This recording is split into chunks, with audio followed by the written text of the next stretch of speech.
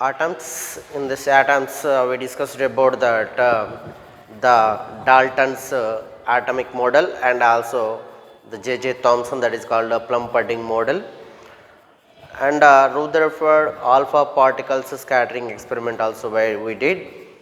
And in that alpha particle scattering method, we discussed whenever the alpha particles are incident on the gold foil, means traveling through the gold foil, at the center of the gold foil, means center of an atom is totally positively charged. Most of the positive charge is situated at the center of an atom. Is called core, is named as a nucleus. That name is given by the Rutherford, and also we can say that there is a Geiger-Madsen experiment also. So here in that case we discussed whenever the first velocity vector, means initial velocity vector, the distance between the initial velocity vector to the center of the nucleus is considered as that impact parameter. Means whenever the alpha particle is deflected or scattered from the nucleus, means whenever it is scattered for the least distance, it is depends on this angle of scattering. Whenever is incident at the equally repulsive, the center of an atom is possessed by the positive charge, so that cold caused nucleus contains the positive charge, so that the alpha particle is also having the positive charge. Whenever the alpha particle is reaches, means whenever trying to reach the nearest distance is considered as a closest approach. The distance of closest approach means the minimum distance of the center of atom, the minimum distance of the center of an atom up to alpha particle can go. Means whenever the alpha particle can reach the distance between the nucleus and to the alpha particle, thus distance is considered as the distance of the closest approach. Distance of the closest approach means whenever the nucleus is there, whenever alpha particle is moving, due to the both are having the positive charge, so that's where repulsion force will be acts between them. So whenever it is comes to this place, then this nucleus is applies the opposite force in this alpha particle, so that the alpha particle can return to its path. Means here the alpha particle reached somehow the distance towards the nucleus. The minimum distance which the alpha particle traveled near the nucleus, the distance between them is called a distance of a closest approach. Electrostatic force is acting between them, and the nucleus is applies the electrostatic force on the whatever the particles surrounding in them.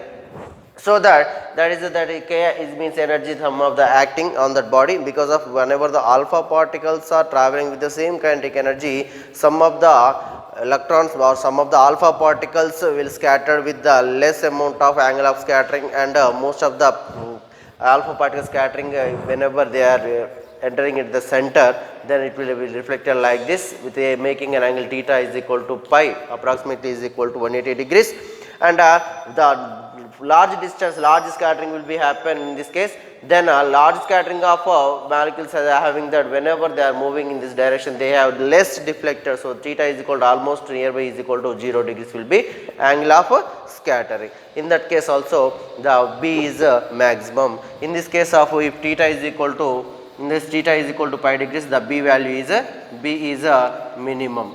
B is a minimum means this is the center of the nucleus, and it is reversed in this direction, that it is happened that the B value is the same. So that way here B is the minimum at theta is equal to 180 degrees. In that case closest approach means the minimum distance from the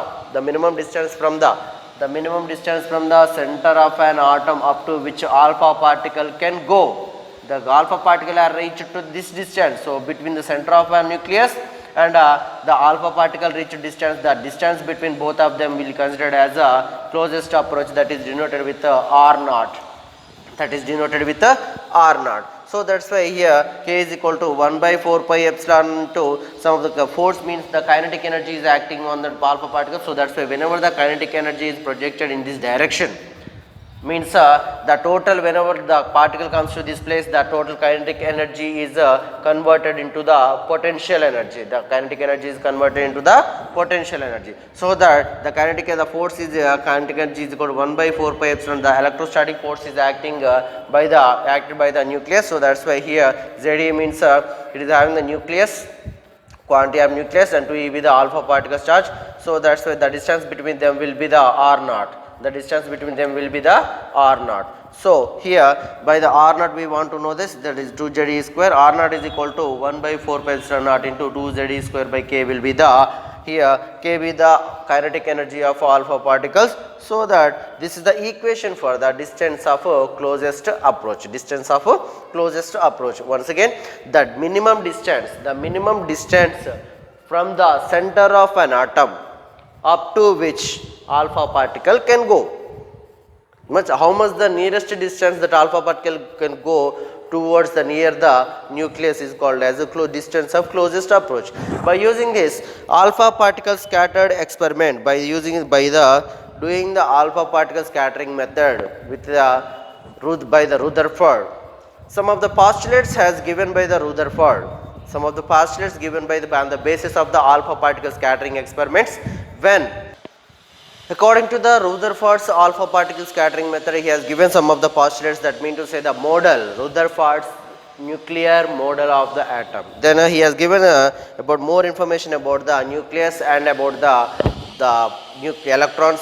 Means the earlier the Dalton has told that that is a atom is a indivisible particle. After Dalton, J.J. Thomson has given that the atom can be divided into the electrons, protons and neutrons also. So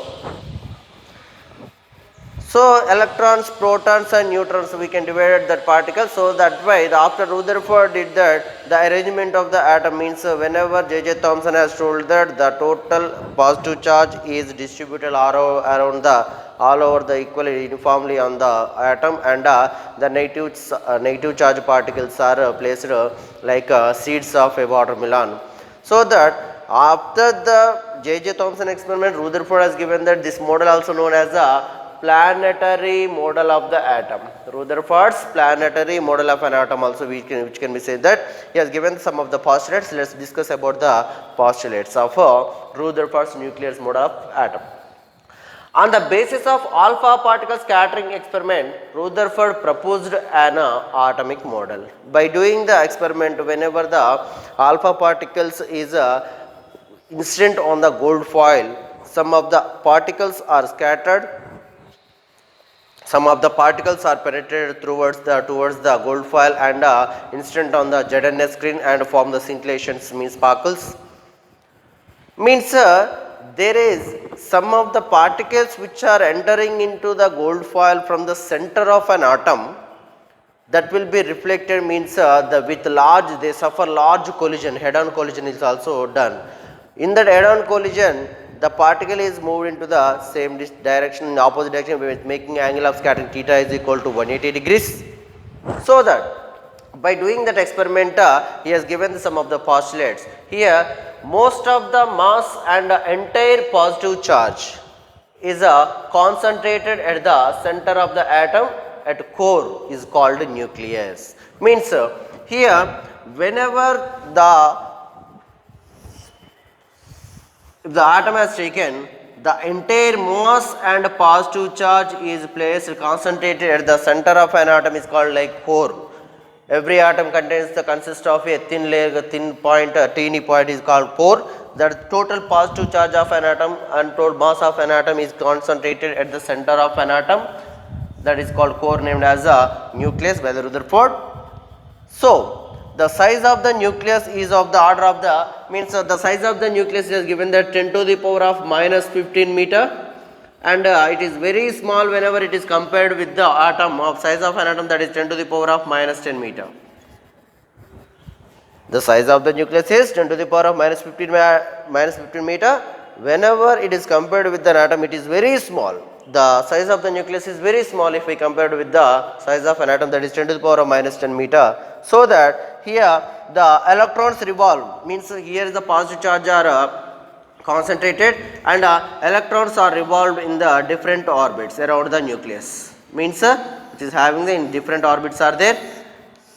Different orbits are there. He told that according to the about that when the electrons are revolving around the nucleus, the Rutherford told that according to this, whenever the electrons are revolving in different orbits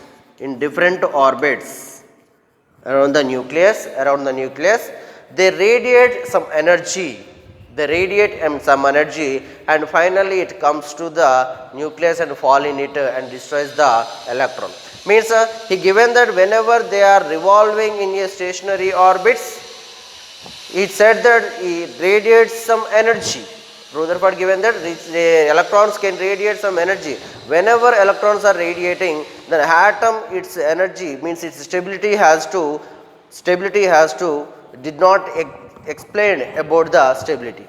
Means whenever the electron is radiating energy, the stability will be decreases. The stability of an atom will be changes. So that in case of the electrons revolve around the nucleus in different circular orbits and with radiating energy in the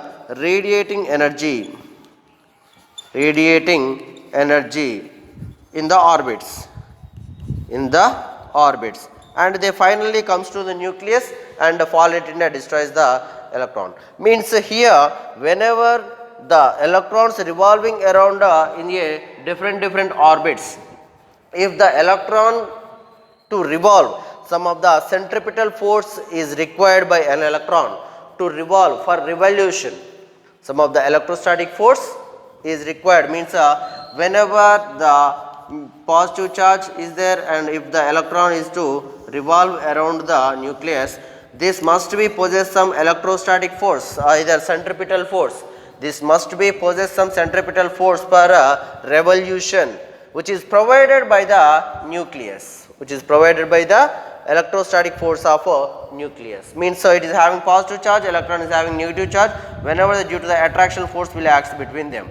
So that whenever the electron is having that, whenever the electron will always try to escape from its orbits, valency orbits, and nucleus having the positive charge will always attract towards the nucleus. So that's why the electron can revolve constantly do as in the planets around the sun.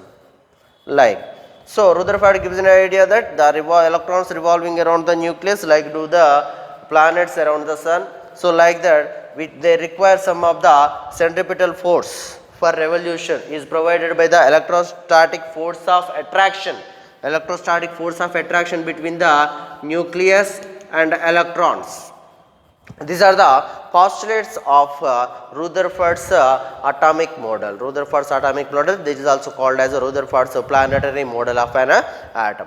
And he has succeeded in some cases. He has succeeded this whenever the large angle of scattering of alpha particles, through the thin foil could be explained clearly. Whenever the alpha particles are incident on the gold foil, some of the particles will scattered and some of the particles penetrated through it suffers the large scattering. Some of the particles suffers without any suffering the collision, they move into the screen. Like that, he explained everything. Whenever the particles are incident on the center, they make an angle of scattering is theta is equal to pi will be, means that means to say the total positive of charge is concentrated at the center of a gold foil atom. So that he has given the some of the postulates. So that he succeeded in that also. And he has given the idea of the classification of elements. Means we know that in chemistry the periodic table is there.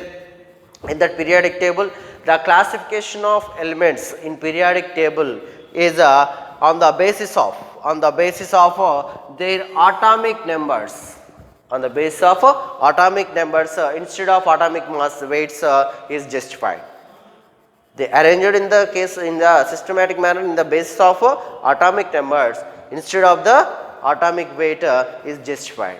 So that these are the successful explanations did by the Rutherford's atomic model and by doing the alpha particle scattering method, and also he did the classification of elements in a periodic table also given that.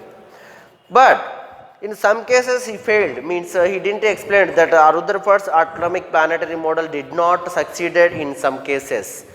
He failed in explaining some of the cases, that is he could not explain that the stability of the atom. Earlier we discussed about that whenever electrons are revolving around the nucleus, Rutherford told that the energy radiated by the orbits, the energy radiated in the stationary orbits.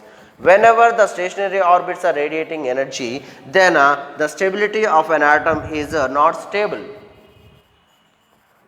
But whenever the electron is revolving around whenever radiating energy, that must be, they told that the electron, whenever an electron comes to nucleus and falls in it and destroys it, the stability and half-end is decreases. That is not happened. That is not happened. Actually, the atom stability is constant. The atom is stable.